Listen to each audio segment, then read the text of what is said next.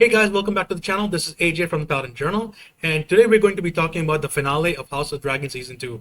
It's been a very interesting show this year, and we've seen all the after effects and the escalation of the war between the Greens and the Blacks following the death of Lucerys and his dragon at the hands of Aemond and Vhagar at the end of Season 1.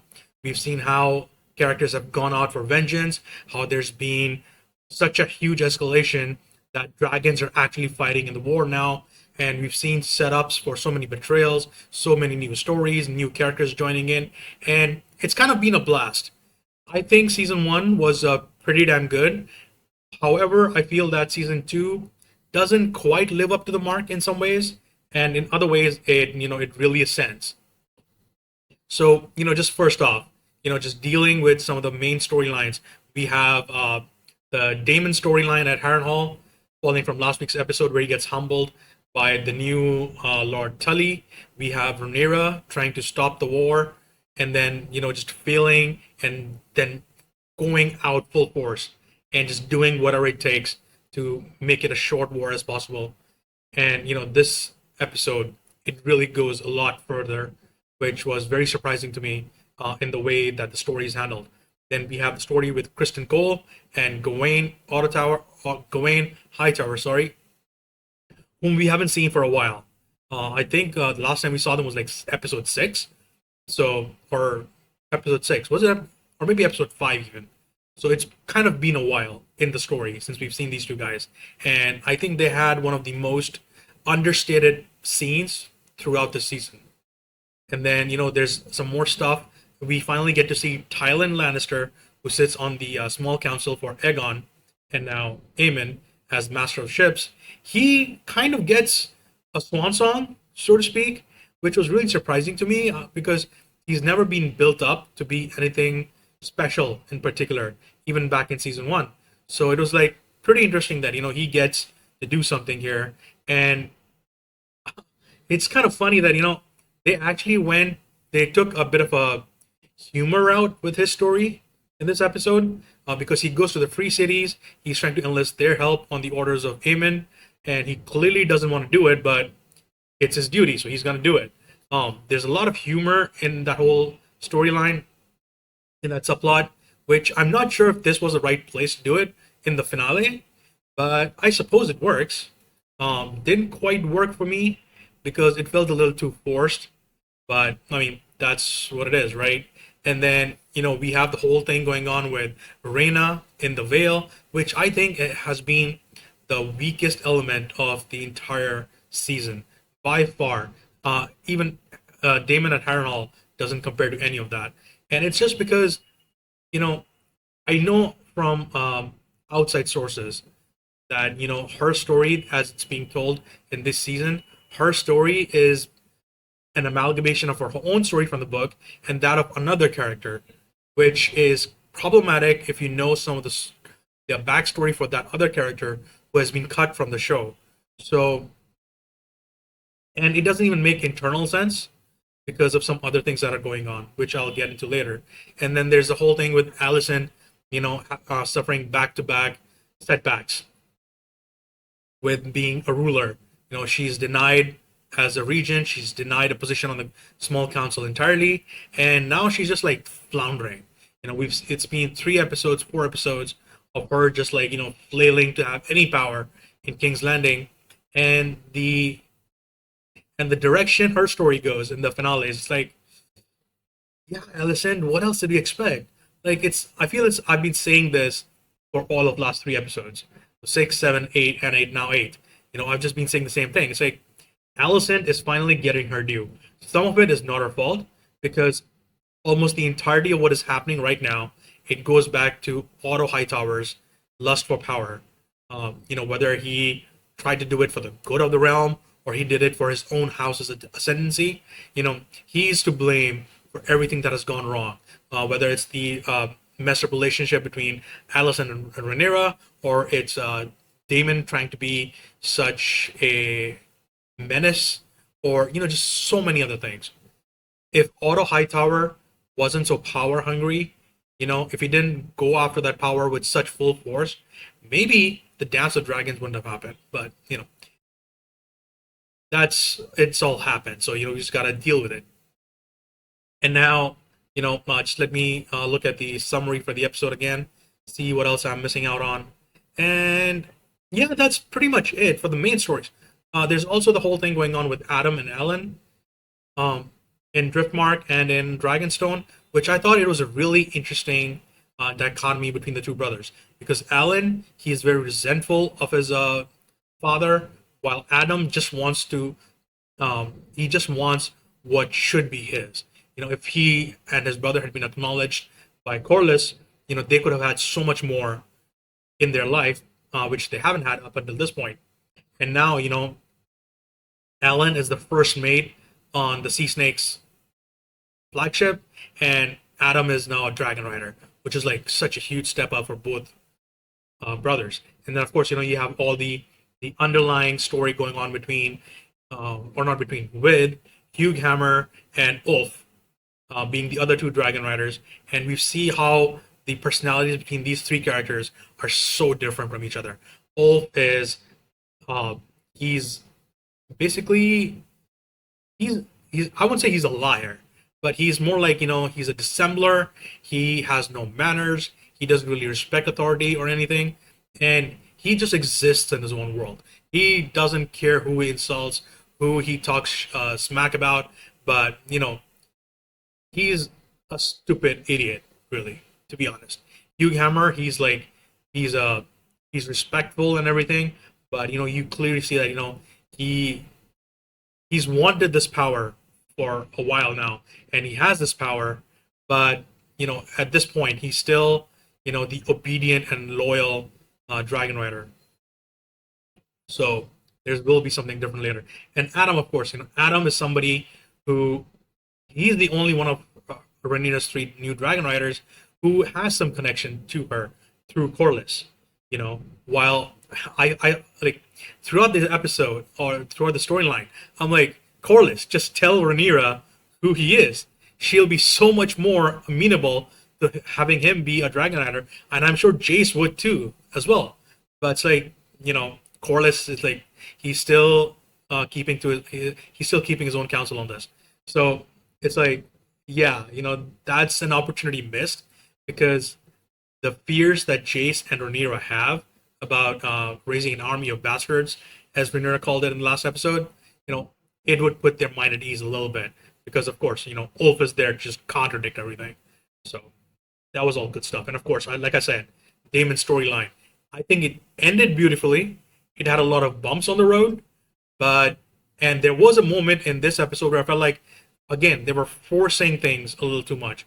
I've never read Fire and Blood, so I don't know if this is pulled from the novel itself or the anthology, whatever it is, but I felt this was a little forced, because it just like completely drops out of nowhere, and it's like, uh, what are we doing here? So anyway, so let's get into detail.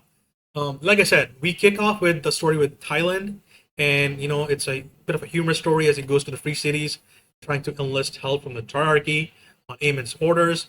And I felt it was a really weak storyline or weak subplot, because yeah, he's getting the ships that Aemon wants to break the blockade at the Stepstones and the Gullet, but like, it felt it was too much of a break. It wasn't really connected at this point. It's not really connected to the other subplots. So it just like, here's a new thing, here's a new location, here's a few new characters, and one character in particular who seems to be quite prominent, Admiral Shirako Lohar, who leads the ships, the fleets of the Free Cities. And I'm like, there's a little too much dissonance here.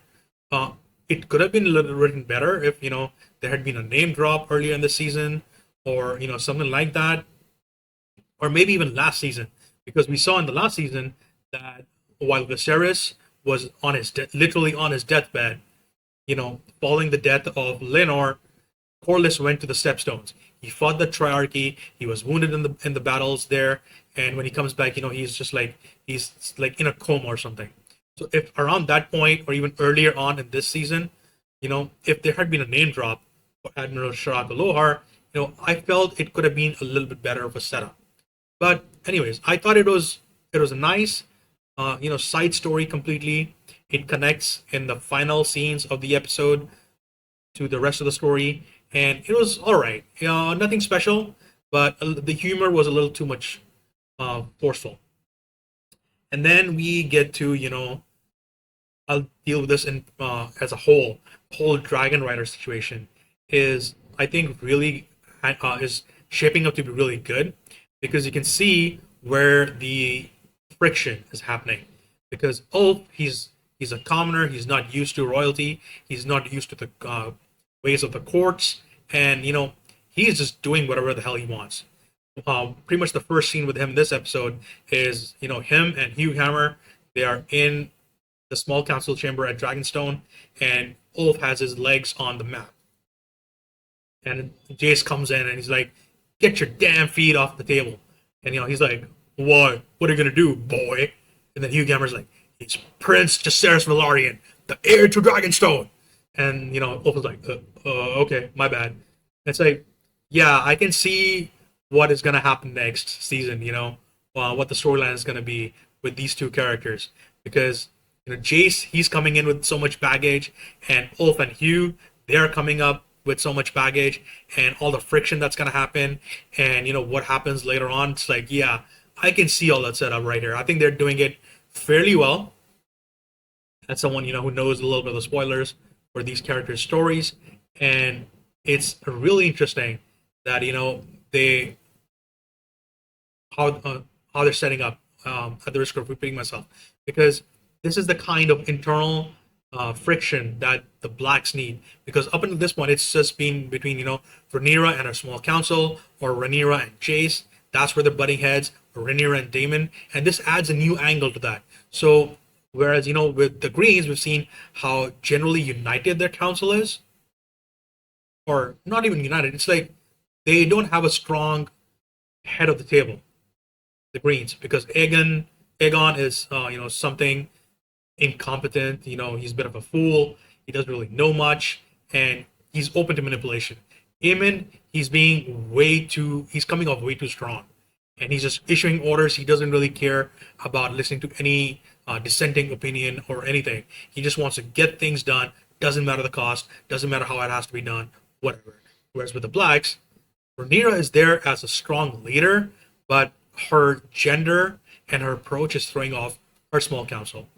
And now with the loss of Rhaenys, we see that there isn't someone else stepping in to, keep a lid on the council, because Corlys, he's kind of, he's off in his own head. And now he's just going to go to the blockade, and he's going to be leading the battle there, because for sure there's going to be a huge sea battle next season at the Stepstones, and I can't wait to see how all that plays out. So I'm always open for more friction between characters, especially characters on the same team. Personally, I'm Team Black, as I've said so many times, and I love seeing all of this because it's such a different dimension to what is going on in King's Landing and with the Hightower Targaryen branch of the family. Which then, of course, moves us off to the Daemon at Harrenhal story, which, yeah, I was a bit I won't lie, I've been very conflicted with this story. It hasn't been the best at some points, like we saw with the vision that Daemon sees of his mother, and the whole thing that happens there, which is like super uncomfortable, and some of his other earlier visions where in one he beheads Rhaenyra, or the Millie Alcock version of Rhaenyra, and he there's at least two scenes with Viserys, and it seems that a whole part of his story this season is just like, Daemon, you were supposed to be united with your brother. You fought him too much. You didn't respect him, and in the end, you weren't there by his side, whether by design or by choice or whatever. There was a division between you and your brother, and it's something that has been growing inside of him for so many years, and it seems like it will come full to the front this season. But it's like the saying goes, let the cooler heads prevail. Where it's like, so the visions that Alice Rivers has been feeding him, they've had a point to them. They're not just something to like help him get over his issues. There's a larger objective to them, let's say. And I'm not a fan of this larger objective because it ties in too much with Game of Thrones, the TV show, and again, it felt way too much forced. Although I guess I can see why that approach has been done because there is a conflict between him and Rhaenyra on that point, as we saw in season one, when Viserys dies, and Rhaenyra almost tells Daemon about the Song of Ice and Fire, and he's just like prophecies or something, and he's like he holds a blade through her throat, if I remember correctly, and so he has to come to realization: are you going to stand on your own as a king in your own right, or are you going to do what's best for the realm and you're going to bend the knee to Rhaenyra? Which, spoiler, he does do it because Sir Simon Strong, he sends a message to Rhaenyra that he fears Daemon might go off on his own way, and she's like, I am not letting that shit happen, and she flies off to Harrenhal with her dragon Syrax, and she takes Adam with her, which was like I thought it was really surprising that she doesn't pick Jace because I would have expected that she takes Jace with her to reinforce the Daemon of the precarious positions that she's in. But on the flip side, I think that Adam is also a good choice because it will show Daemon that Rhaenyra is willing to do what needs to be done. That has been part of their story for so many episodes now, where they try to do whatever is necessary, and we saw that in episode 1 and episode 2 when Aegon's son is murdered. So there's that realization between the two characters that okay, so we have a chaotic relationship with each other, and we have to do some really terrible things, and we have to do things that break tradition. But this is what it is. This is the cost of having as short a war as possible. Because if there's a larger war where the entire of the Seven Kingdoms are just embroiled in it, then that's really bad for everybody. And they have the perspective of Rhaenyra. She knows of the Song and Ice Fire. Daemon has his realization in this episode. So how that all marries up is very important moving forward for season 3, which I believe has already been greenlighted. I don't think I've seen a firm confirmation on that, but I expect it to be announced very soon if it hasn't already happened. Which then it's like I think that scene between Daemon and Rhaenyra is one of the best scenes of this season, and it shows that while they may hate each other in some way, they love each other so much. There's also something else that's uniting them, and it's not just their hatred for the Greens, but it is doing something that is bigger than both of them. And this is a harmonizing of their two philosophies and a harmonizing of the relationship. Even it resets it back to a point where together they're unbeatable. They have two of the most fiercest dragons. They are two of the most powerful characters in the entirety of the Seven Kingdoms, and like I said, together they are unchallenged. Which goes further to then the storyline with Aemond and Vhagar, because last episode we see how Vhagar is rebuffed from Dragonstone when Aemond is chasing after Ulf on Silverwing, and they get to Dragonstone, and then Aemond sees in the distance that Rhaenyra has 3 dragons with her, or 3 dragons? It's 4 dragons. Sea Smoke, Vermithor, and Silverwing with new riders, and it's like he's totally fine going one-on-one against any other dragon because his own dragon Vhagar is the biggest of all of them, and she's the oldest, and she's like she's like just this. It's like she's like a tank fighting against an infantry. It's just not possible to do that in a lot of ways, especially if the infantry person doesn't have like some kind of anti-tank weapons like a rocket launcher or something. And he sees 4 large dragons in the distance, and it's like, yeah, I'm like out of here. And then he goes off to burn some random town near Dragonstone because he's just like so angry, which just reinforces that he is a guy who has no control over his passions. He has no control over how he feels. He's just like rage, rage, rage, rage, and lashing out, lashing out, lashing out, which is something that Allison warns him about in the last few episodes. And again, she does that again in this episode because now that he sees that he's being challenged by like 7 different dragons on Team Black side, and they can pretty much now overpower him and Vagar in a direct fight. He needs more Dragon Riders. Aegon can't do anything, and apparently Sunfire is dead, so that's no help. His youngest brother, or his younger brother rather, Daron, with his dragon Tessarion, they've never seen battle. They don't know anything about it, and they're completely untested. So he's a complete unknown quantity, and again, he needs a large dragon, right? Which is where Helena comes in, because Dreamfire, it is a fairly old dragon at this point, and she is powerful, but she's contrasted with Helena, who Helena is like the pretty much you can say she is the kindest soul on either team, and she's a little bit crazy because of the visions that she has to suffer. And I think Helena in this episode, like finally after like 2 entire seasons, she finally steps up to somebody, and she does it in like the most badass way possible. Because Aemon tries twice to force her to ride on Dreamfire and help him deal with the dragons on Team Black side, and she rebuffs him both times. And then there's a whole bit of dialogue between them where he's trying to like he's literally breaking boundaries that exist within the conventions of the royal family. He's trying to break every convention possible that he can, without seeming that he's going like too far. But Helena stands firm, and I think her dialogue in this episode was really, really damn good.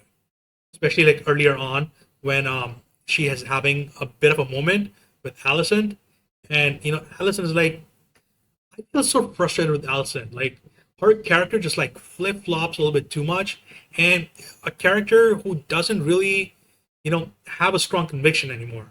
Hasn't had it for a while, and especially with the last 2 episodes, she's got like absolutely zero conviction in herself.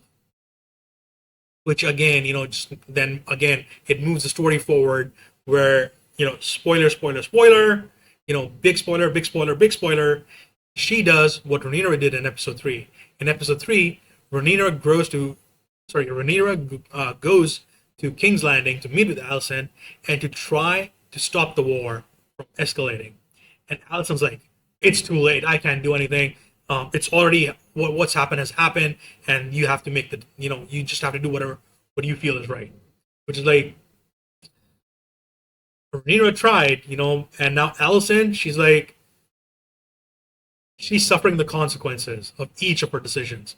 And this time it's she who goes to Dragonstone to meet with the Rhaenyra and to bring a quick resolution to the war, because Alicent is now like, I'm suffering way too much, and I can't suffer beyond this even, and I want to nip this in the bud where possible. Which is like, it is like so fitting for her character. She spent 2 seasons denigrating Rhaenyra, heaping as many insults as possible, assaulting her even, and just like showing no true remorse for the actions that she's put in place and the actions of her children, especially Aemon. And now it's like, as the saying goes, fuck around and find out. That's what happens with Allison now. She's fucked around a lot, quite literally, and now she's finding out, all the consequences, because everything is just coming back to bite her at this point. And I really like that Rhaenyra stands firm. It's her turn now. She did everything she could to fend off this large war between dragons. It was a huge escalation that no one else respected other than Rhaenys and Rhaenyra. No one realized how much of a game changer it would be. But now Rhaenyra is committed, and she is not going to back down no matter what. Which is like, which is what we wanted to see from the character for so long. And it is something that her small council certainly didn't respect or anything. And they were just like, go to war, my queen, unleash the dragons, just burn everything, blah, blah, blah, blah, blah. And, Rhaenyra's like, I'm only doing it because I have literally no other choice. And I'm committed. This has to end. And this is the fastest way to end the war. And Allison just like, while I believe that Emma Darcy and Olivia Cook, they played those characters beautifully, I still felt that Allison, even as much as I was enjoying her getting her due in this finale, I felt that, there was still something missing with the characterization that didn't quite land for me. Because, it's like now it's a waterfall. And the dominoes are falling for Allison. And I believe it could have been handled a little bit better if there was more setup to it. But with some of the other things that happen in the finale, I'm like, I'm really not sure about this. And then, but there's an interesting point with their discussion where Rhaenyra's she's pretty much like set in what she's gonna do. Allison has made a deal, and they're going their own ways after this. But it's like there is no happy ending here for any of them. The only one who's going to have a happy ending of any sorts is one young kid, and we haven't really seen much of him as yet. So, that is there. Which then brings us to what is going on with Larys and Aegon, because in the last episode we see that Larys has been pushing Grand Maester Orwell to heal or to get Aegon on his feet as quickly as possible. And even in this episode, we see that he's much better improved than when we saw him last in episode 5. Where he was like when he's brought to King's Landing and he's a complete mess. He's been slowly recuperating through the episodes, but this one, and I have to say that I'm really not a fan of where their story is going, which is Larys and Aegon. I'm not gonna give a spoiler on what actually happens with these two guys, but it's like it seems that, like I mentioned, I believe I mentioned last episode review as well.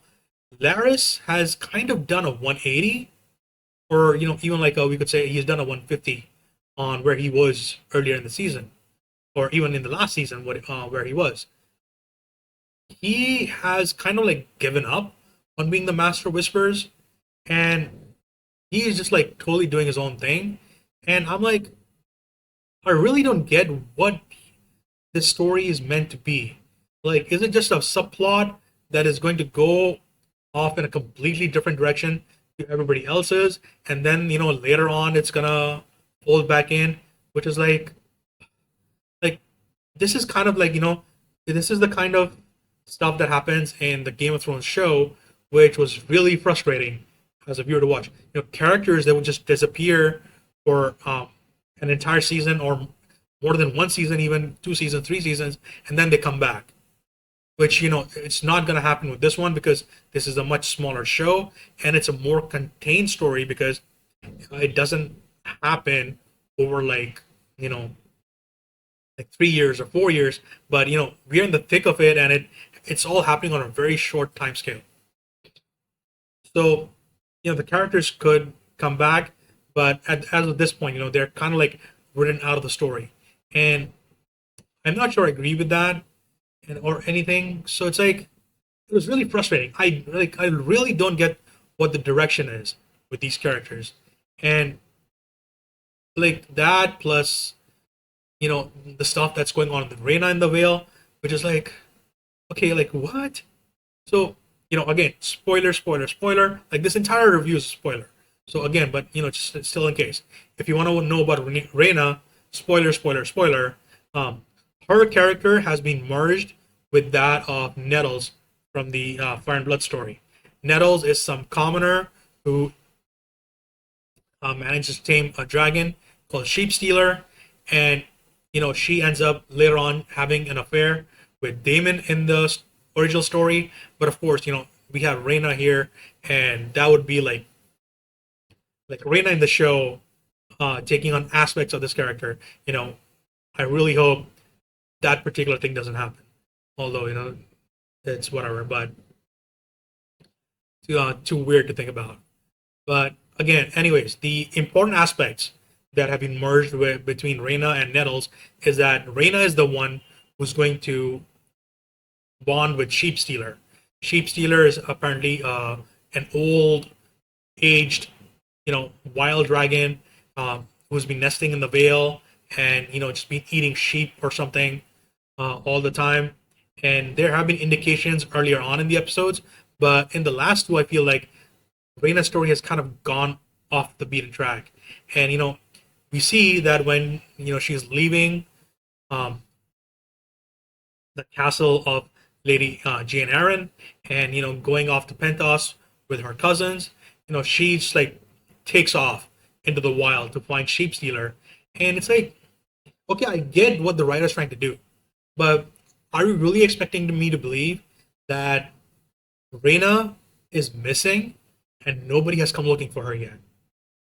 And Reina abandons all responsibilities she's given by Rhaenyra to look after Joffrey, look after Viserys, and the other young child that Rhaenyra has. I believe his name is also Aegon. So it's Joffrey with Sir Harwin Strong, and then Viserys and Aegon with Daemon, I believe. So it's like she abandons not only her three cousins, she also abandons the responsibility for the three dragon eggs that Rhaenyra gave her.